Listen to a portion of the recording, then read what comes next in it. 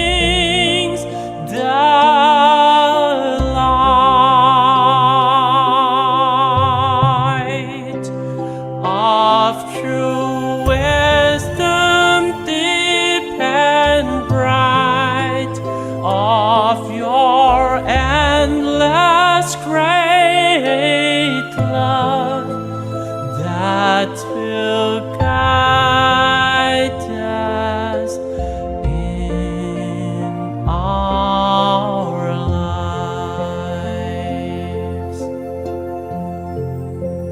From my heart I pray,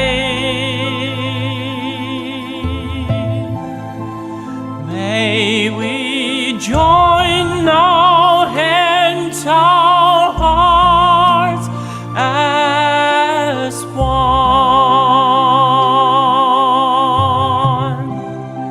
Spread the seeds of great love, nurture wisdom evermore, that has filled the world with hope.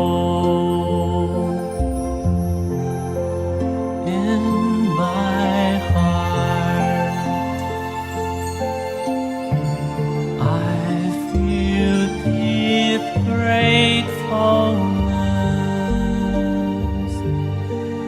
May all the Buddhas know my prayer. All united with one heart, that just end our hate with love. May there be no suffering hereafter.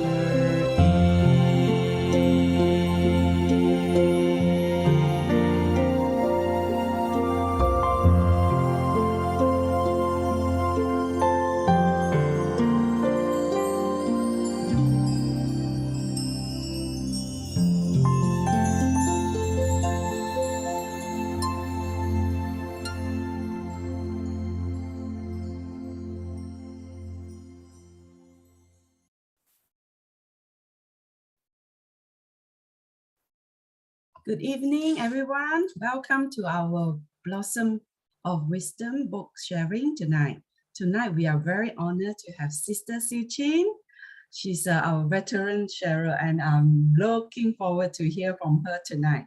And she's going to bring us a very fantastic book called A Steady Heart and Steady Practice.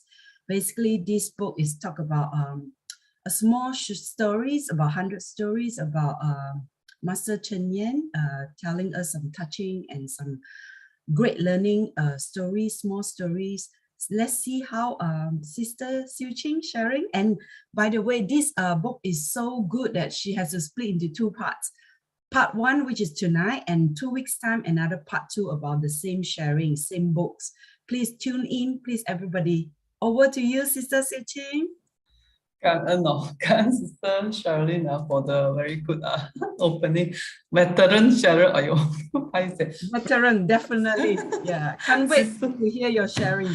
Yeah. Very grateful to Sister Su-Ling and Sister Sherilyn for giving me chance again and again to learn. I view this book sharing as a platform for me to learn, and it's like a homework to myself because I really enjoy reading Master's book. Each time I recall when I started joining Tzu to get a book in English, the point of time you have to wait so long. Wow, each time there is one, we will cherish so deeply. And the last book that I read, I read at least 3-4 times before I get the next book. So that was the situation. But of course today, it came so fast. Sometimes humans, I guess like that. Nowadays it's different.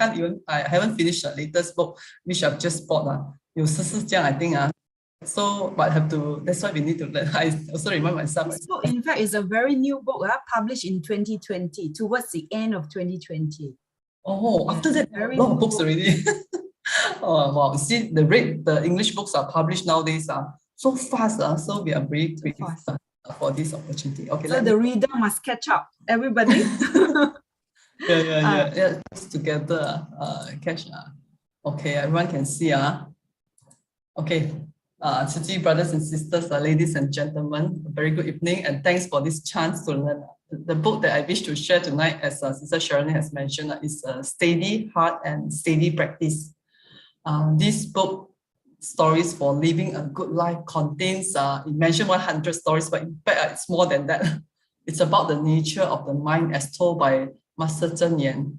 These stories are intended to help us to learn to develop a steady heart that does not allow time to pass in vain, as well as a steady practice of the Bodhisattva Path. With these tools, we can lead a pure, good life. The Diamond Sutra states, the Tathagata protects and instructs all Bodhisattvas with kindness. With this book, A Steady Heart and Steady Practice, Stories for Living a Good Life, Master Cheng Yen gives us her earnest blessings and words of wisdom. Yeah, as I mentioned, it contains more than 100 stories. That's why I have to do two times sharing. In fact, but it's still not enough because there's a lot of great wisdom in this 271 pages book. Okay, the first story that we should share tonight is about forgiving the unforgivable. Master said it is a virtue to forgive, but if we start to make excuses for ourselves, it diminishes our virtue. In life, people are quick to come up with many excuses for themselves while harshly criticizing others. They always say, like Malay proverbs, the semut di depan can see, it means other people mistake a little bit also can see, but the gajah di hadapan, our own mistake, even though it's as big as the elephant, we can't see. The Lotus Sutra share, whenever the rain falls, all are nourished regardless big or small trees, scrubs, all vegetations in this world only receive nourishment according to their capacities to take in the water. No matter how good principles may be, those who lack the appropriate capacities will not be able to receive those teachings in their full context. And in fact, today, 7 o'clock morning volunteers talk, if you follow the daily talk from Hualien, they have it at 7 o'clock every morning. Master Thur, she shared from this parable of medicinal herbs, which is from Lotus Sutra. Master Thur said, Buddha said Mahakasyapa, just like the 3,000 worlds of tracheolocosm, they are mountains, valleys, forests, and all types of medicinal plants all have their own characteristics, forms, and functions.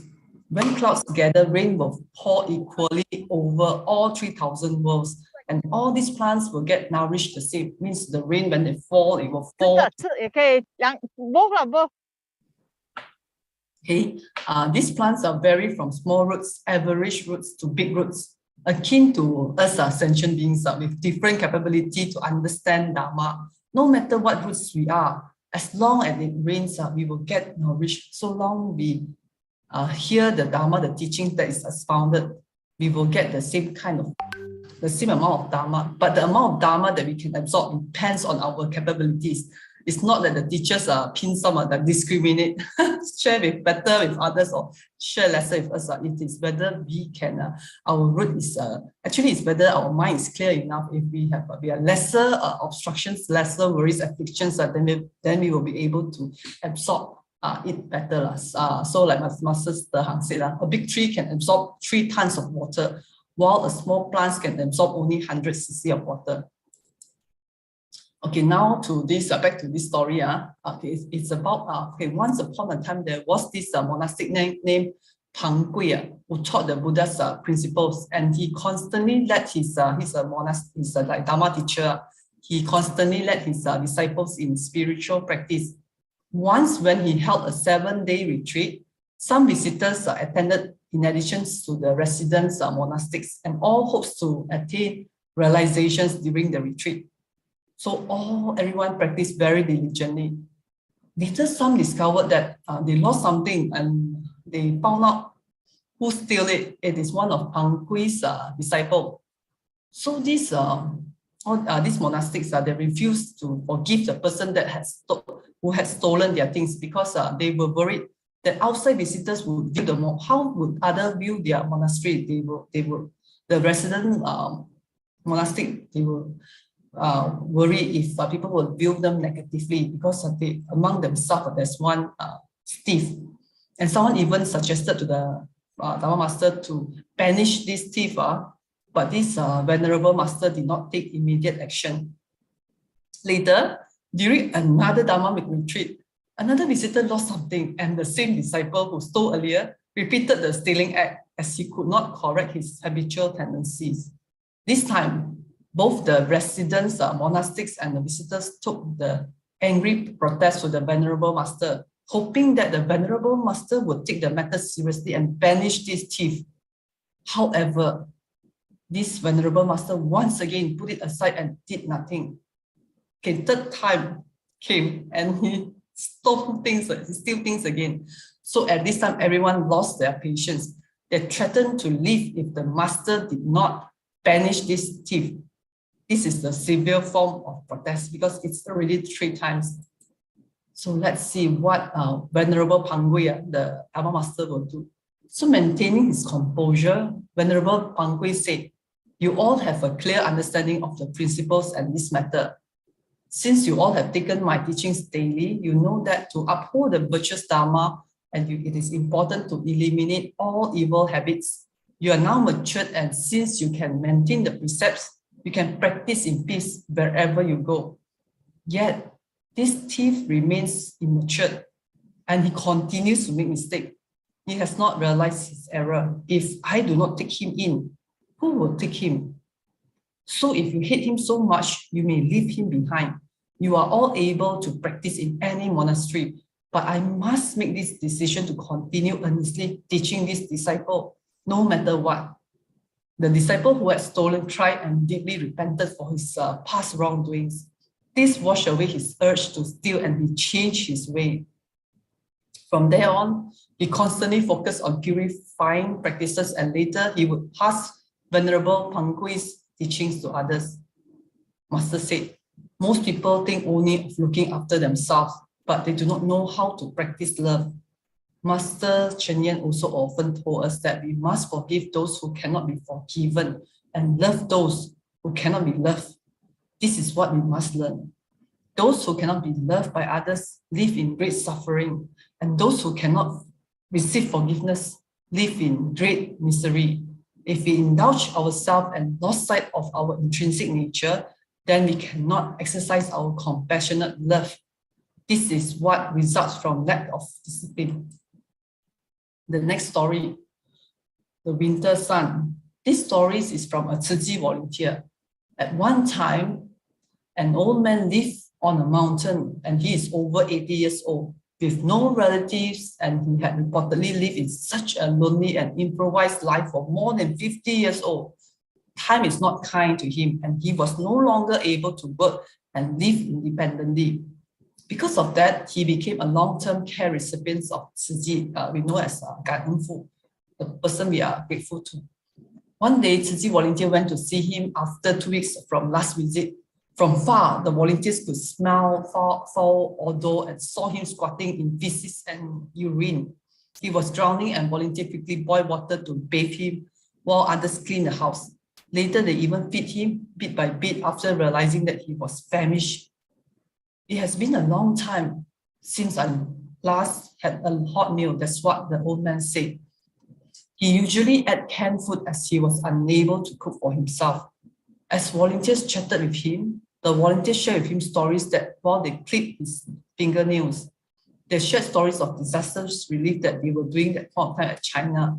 And this caught his attention. He asked, "Did you just say, oh, your master wants to do disaster relief work in China?" The volunteers replied, "Yes, we are holding a charity auction to collect donations, which we hope to use to help the disaster survivors." This elderly man quickly pulled out a 100 Taiwan dollar bill and asked the volunteers to give to Master for the disasters relief in China. The volunteer thought, here is this ill elderly man in dire circumstances, yet he still has such a warm and loving heart. The house he lives in has a leaky roof, and the cold winter air comes through the cracks in the wall. He still needs help caring for himself. Yet when he heard that Master wanted to do disaster relief in China, he gave without hesitation. Though he's poor, yet his heart is warm and full of love. From this, we can see that love is something that we can encourage and inspire in others. When even the poor can give help to others, those who live in comfort should be even more deeply inspired to practice giving. So Master said, all things accumulate over time.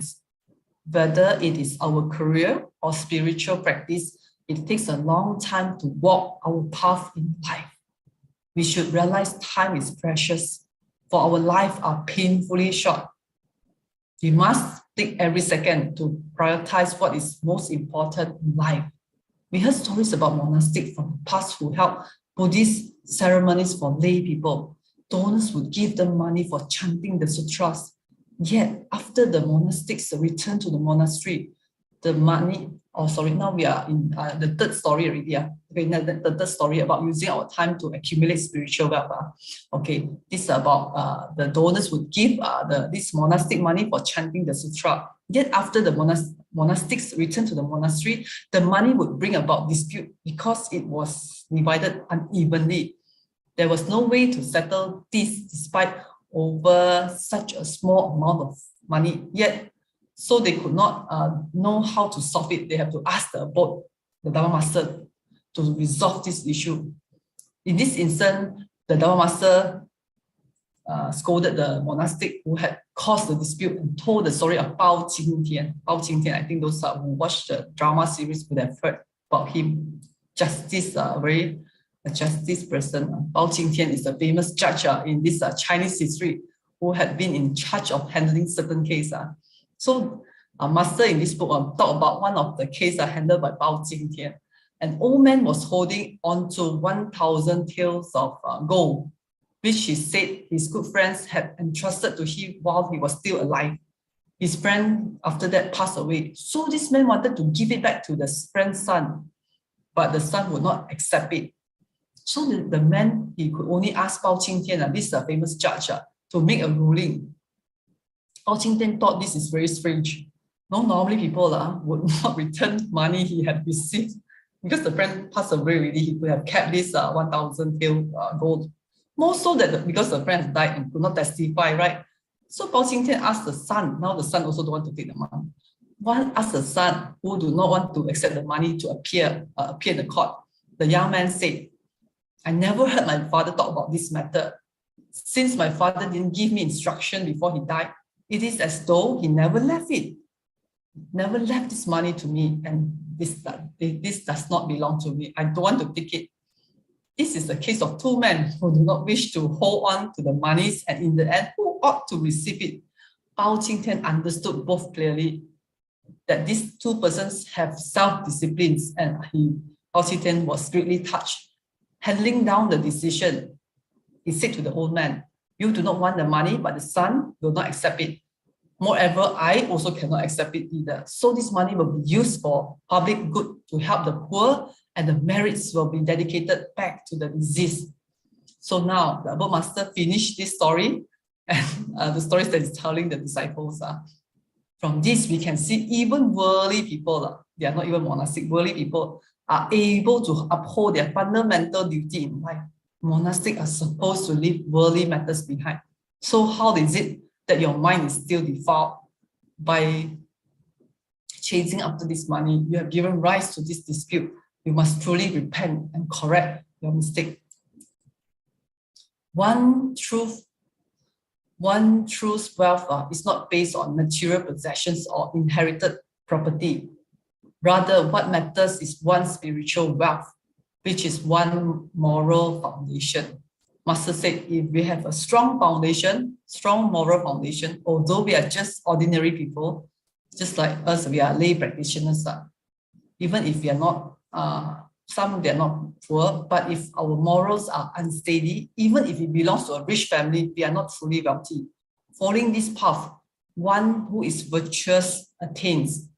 So during our lifetime, we must build our moral foundations with the time that we have, seize every moment. Okay, the next story number 4, putting effort into being a good person. Master said, if we do not understand life, how can we understand death? By understanding how to die, we can attain liberations. However, we must also understand how to live so we are in accord with the principles. So Master shared this story. During Buddha's time, he led a group of disciples to travel and spread his teachings across the country.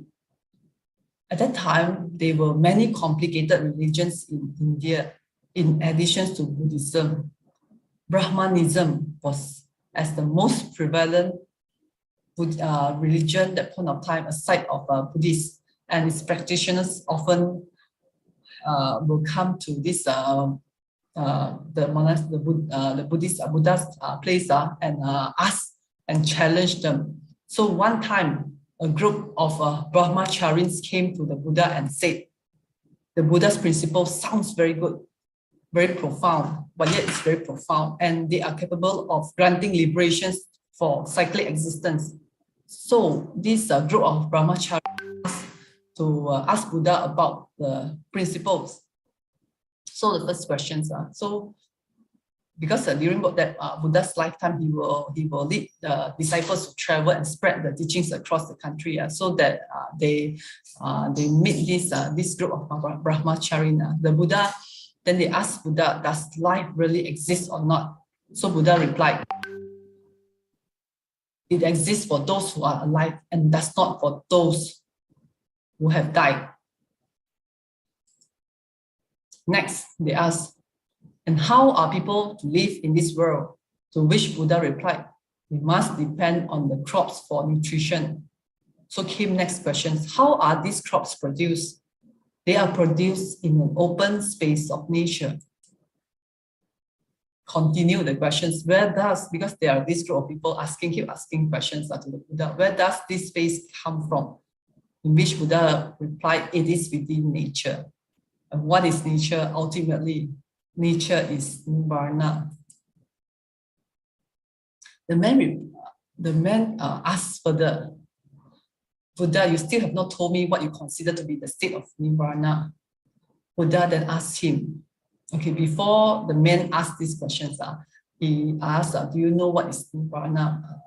Buddha asked, why are you asking such a profound question? Nirvana is where the great path of cyclic existence ends. Even now, you are still unable to comprehend the idea of liberation from cyclic existence.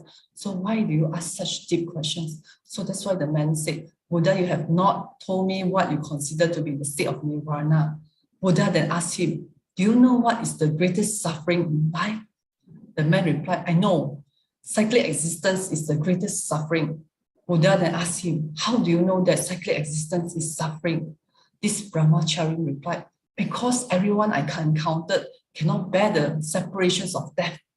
The living cannot cut their ties, and those dying cannot bear to part with their beloved ones. That's how I know cyclic existence is suffering. Buddha asked, why are you asking such profound questions? Nirvana is where the great path of cyclic existence ends. Even now, you are still unable to comprehend the idea of liberation from cyclic existence.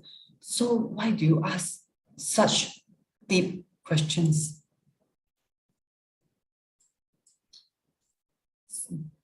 Buddha said, I see that all Buddhas of the present, past and futures who have realized the state of nirvana have deep peace and great joy. Thus, I know that cyclic existence can be ended, and that nirvana, the means of liberation, is the state of tranquility, non-arising, non-ceasing, and joy. I've seen all past Buddhas rejoice for attaining liberations, and I can experience it myself. In the same way, you have seen others suffer because they cannot bear to part with loved one. And although you have not died, you are able to understand this pain. So it is this way that I'm able to comprehend the peaceful and joyous state of nirvana of all past Buddhas. This is not such an ordinary thing. From this dialogue, we can see ordinary beings are fixated to ask tough questions and fail to ask about the path, what is tough question? Like when one wishes to discuss and debate very profound principles, which come first, chicken or egg? Asking something that is simply has no answer, nor do they really wish to understand the truth of how chickens and eggs came about in the first place. For Buddhist practitioners, Master said, most important is to start by learning to be a good person. So Master said, in fact, being a good person is the most profound principles on the path of Buddhahood.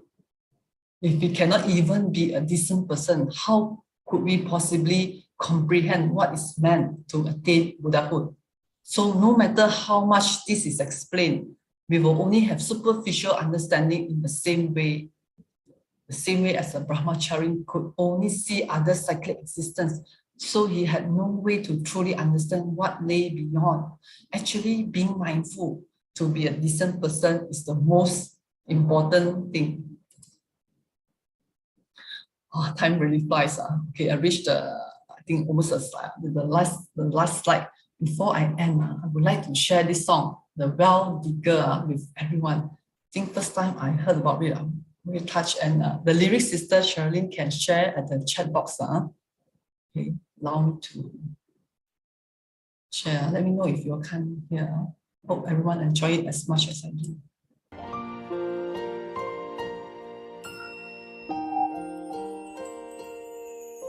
生展开了笑脸，老迷蒙回忆的眼，并催促着最后的离别，可不可以至少温暖的再见？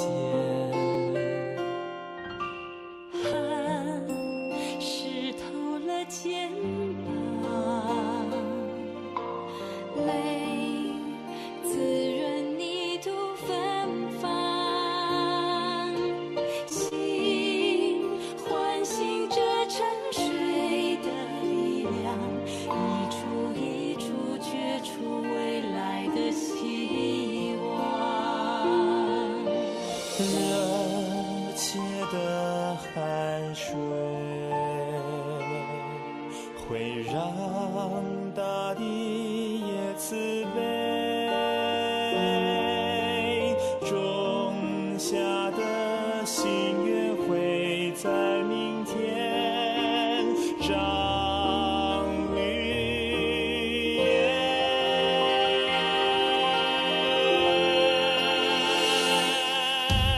爱生生不息，情深渊源不。 觉尽人，洗清世间的尘灰，却将心比心，付出无怨无悔，让我是觉尽人，给需要的人甘甜。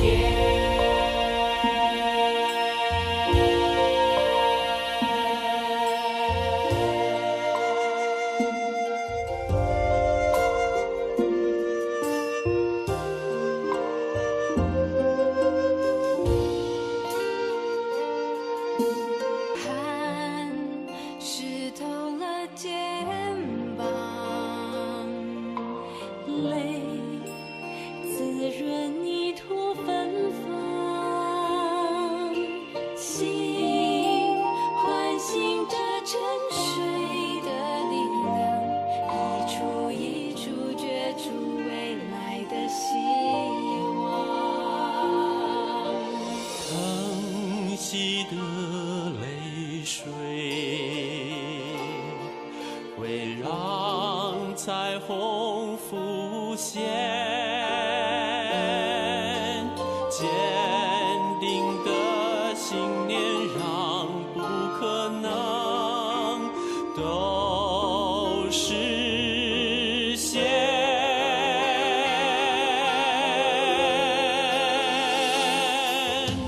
爱生生不息，情深渊源不绝。 觉尽人。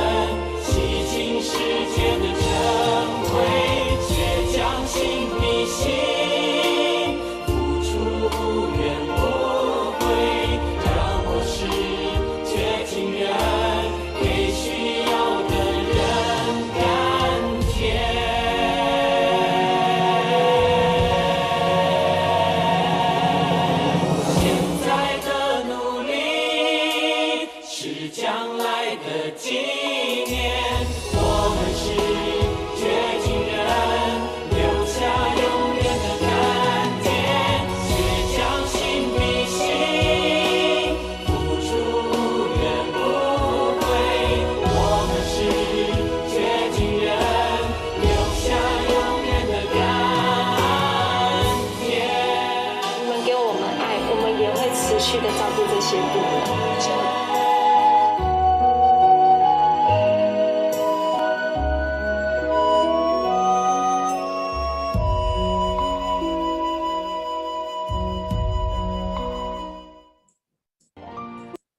Okay, thank you everyone for the opportunity to learn.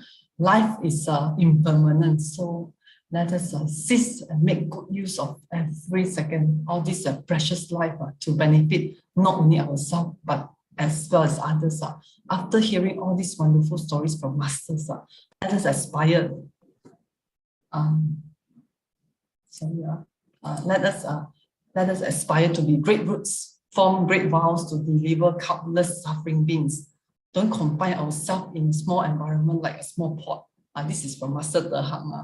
Don't make great vows to walk on this Bodhisattva path so that we can absorb more Dharma, benefit ourselves as well as others, and ultimately attain Buddhahood. Just like the song earlier, well digger. Master said, let me be a well digger to clean up the dust of the world, learn to connect heart to heart. Let me be a well digger, give sweetness to those in need. Loving tears will make a rainbow appear. A firm belief makes the impossible come true. Effort now is a commemoration for the future. We are all the well diggers, living the sweetness forever. With that, Ka'an. Okay, back to you, Sister Sherilyn, and thank you everyone for listening. Ka'an. Ka'an, Sister Siew Ching. Indeed, a very short and precise and wonderful sharing. I always firm believe all things accumulate over times. Whether it's our career or spiritual practice, it takes a long time to walk the path of life. And I'm very, very thankful for everyone, especially Sister Siew Ching, to take a small step tonight by attending these sharing sessions. And please tune in for our next sessions, which is part 2. I'm sure you guys will think that this short story not enough. So there will be a part 2 in 2 weeks' time, same time, 8:30. Please, there's also a record live, YouTube live. In case you like to share with your friends, it's always available. It's recorded. You can go back and share with your loved one and your friends. Yeah, Ka'an everybody. Please tune in if there's any question, any Q&A. I'm sure Sister Siew Ching would like to answer. After this go live, go off, we can do the Q&A sessions. Ka'an everybody. Ka'an for